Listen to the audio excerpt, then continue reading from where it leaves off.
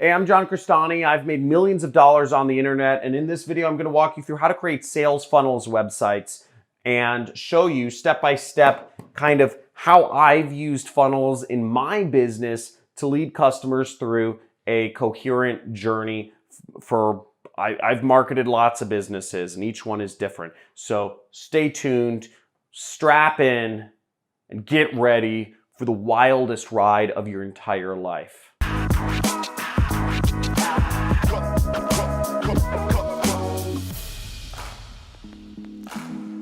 Okay, the subject is not really that exciting. You're not going to be in the wildest ride for your life.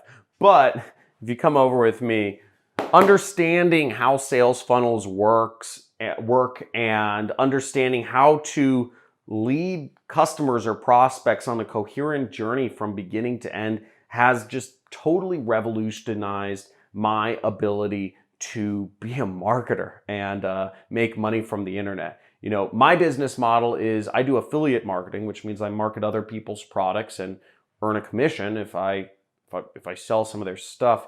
And I've made millions of dollars online. Last month I made like $690,000, which is like mind blowing. But it's really cool because if you understand marketing, you can really just work from your laptop and do anything. Now, what sales funnels are is basically, you know, marketing has evolved. You don't just, have a customer click on your link and click buy and purchase a product. Marketing is a lot more complicated than that. Most customers don't just want to click on a website and be told to buy something. What you need to do is you need to lead people on a journey. Sometimes you need to convince people why they need to purchase a particular product. In other cases, you need to filter and understand what product is best to offer that particular customer. In other cases, you shouldn't even be selling things online at all. You should actually be, getting that customer to get on the phone with you. Every situation is different, okay? The first step is you've got to research your competitors. Research the other people marketing in your niche. Now, a dirty little secret I use is I'll simply copy the sales funnels of my competitors and change a few words. Now, typically speaking, if your competitors are consistently advertising a particular sales funnel, maybe they're putting up an ad, maybe they're collecting an email address, and then maybe they're giving that customer some free information before they ask for the sale, there's a pretty good chance that that's a pretty good version of a working funnel for a business, okay? And that this is what you should be using. At least this is the good starting spot. It might not be perfect, but if this works, you should be doing it. Again, do what your competitors do. There aren't new businesses around. Every human need and desire has been fulfilled in some way, shape, or form for thousands of years. Every single need and desire, even if there are new products and new services or new ideas, they all come back to basic human needs and desires. And there's a way to market to whatever those solutions are. So I'm actually going to walk you through one of the original funnels I built. This is back in early 2012. This transformed an entire business. This funnel was responsible for the jobs directly for hiring hundreds and hundreds of employees for a company that ended up getting bought for hundreds of millions of dollars. Now that company is Greenlight Financial, and this was their landing page before they started working with me.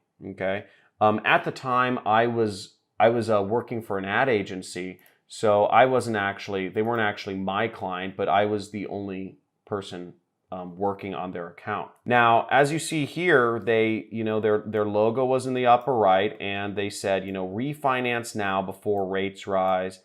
They had a phone call, and then they had a long form like this. Very basic form. They asked a bunch of questions that they needed to hand over to their sales reps to help give that customer a quote. They had some benefits, they had a good mixture of white space. They had a picture of what their kind of customer demographic was, and they even had a testimonial. So in many respects, they had many of the essential elements for what a good landing page is.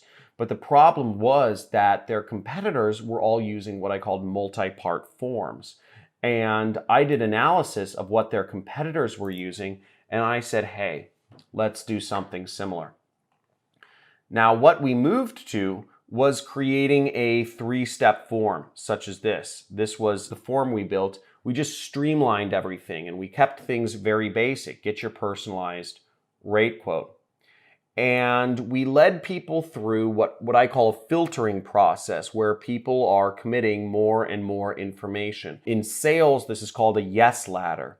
So as you see, we're collecting all of the same information, but we have the main things already filled out. Then we're asking them for their zip code. And then we ask for the rest of their information in steps 2 and in steps 3. Now, in funnels, you generally go for the easiest information to gather first. That's why in this particular funnel, I went for the zip code information first, because people don't mind giving out their zip code.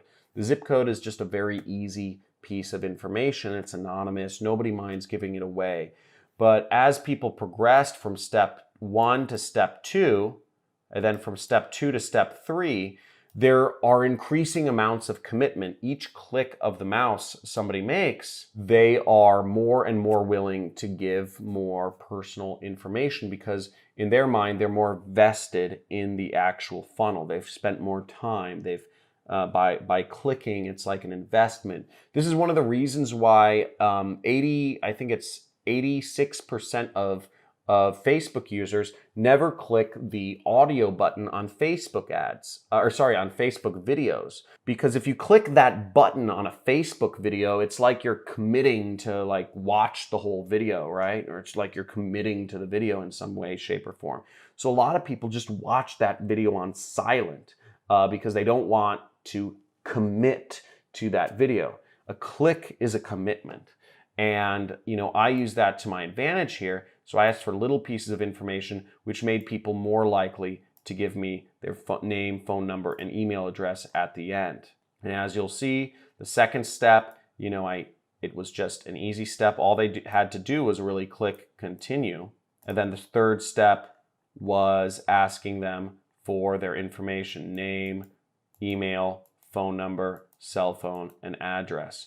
We made it really easy.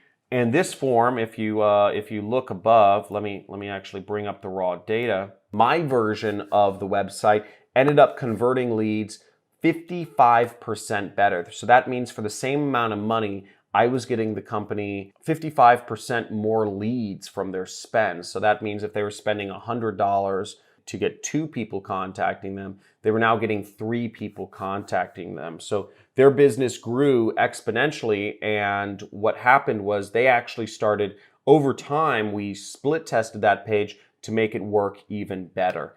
And the result was I was able to take this company, which was a client of mine at the time, I was just consulting, from spending about $100,000 a month on in online advertising to spending $2.2 million per month in online advertising, because what we did with our new sales funnel was so unbelievably effective.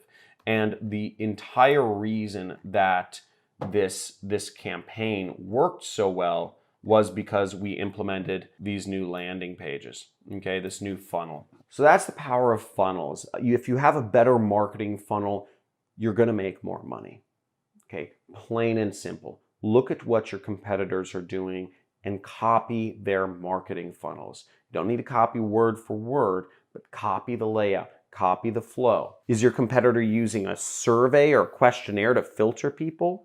Are your competitors giving away free information at a certain point?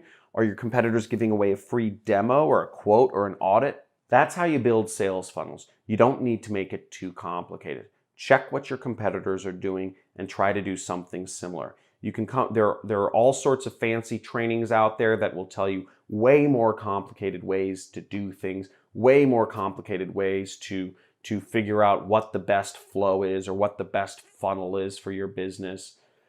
Don't make it complicated. Look at your competitors, look at similar companies that are spending lots of money in advertising, that are getting lots of likes or shares on their ads, or that are putting lots of ads on Google, and simply create the same sort of flow for you and your business.